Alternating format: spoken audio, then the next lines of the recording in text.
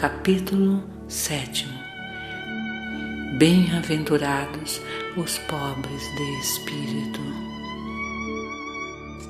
Ao falar que o reino de Deus pertence aos simples, Jesus quis dizer que ninguém será recebido se não tiver a simplicidade do coração e a humildade de espírito, que o ignorante que possui essas qualidades será preferido ao sábio que crê mais nele mesmo que em Deus.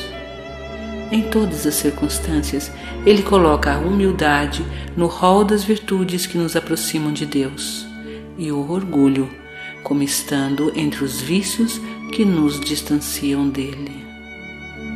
O Evangelho segundo o Espiritismo, de Estudo, capítulo 7, item 2, versos 14 e 15.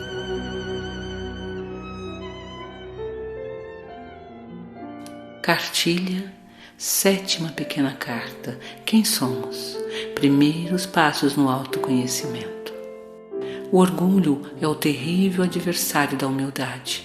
Se o Cristo prometeu o reino dos céus aos mais pobres, é porque os grandes da terra acham que os títulos e as riquezas são recompensas dadas aos seus méritos e porque sua essência é mais pura que a do pobre. Ridícula cegueira! Faz Deus distinção entre vós pelo corpo carnal?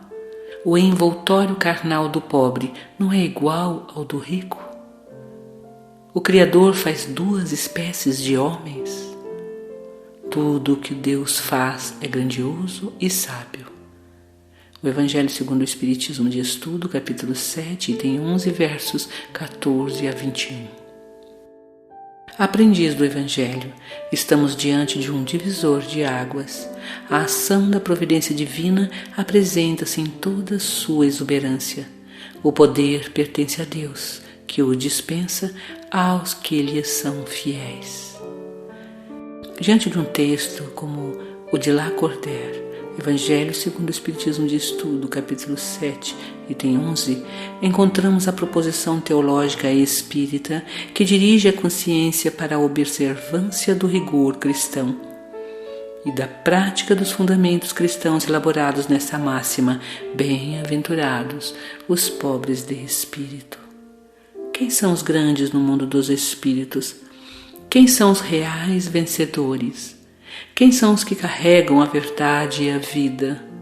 Quem são os valorosos trabalhadores das virtudes espirituais? Ter e ser se encontram no Sermão do Monte detalhados, e uma teologia da humildade se levanta, apontando o orgulho como seu terrível adversário. Mais uma vez, a doutrina espírita aponta o próprio ser como sujeito de suas calamidades e de suas amarguras. A desobediência aos ditames da lei divina leva o espírito ao terreno da infelicidade. O mal-estar é geral. A quem culpar senão a vós, que estáis sempre procurando vos esmagar uns aos outros? Apontando assim a causa dos males sociais em sua dinâmica competitiva e belicosa, a espiritualidade nos abre, neste mar imenso de angústia e destruição, uma passagem, tal qual a divindade fez ao seu povo e ao seu pastor Abraão no relato bíblico do Antigo Testamento. Na contemporaneidade, o mar se abre em uma teologia da humildade, da simplicidade, da reforma íntima, a partir de uma grande e eterna estratégia espiritual para a redenção do planeta e de seus habitantes, já acrescidos do progresso moral.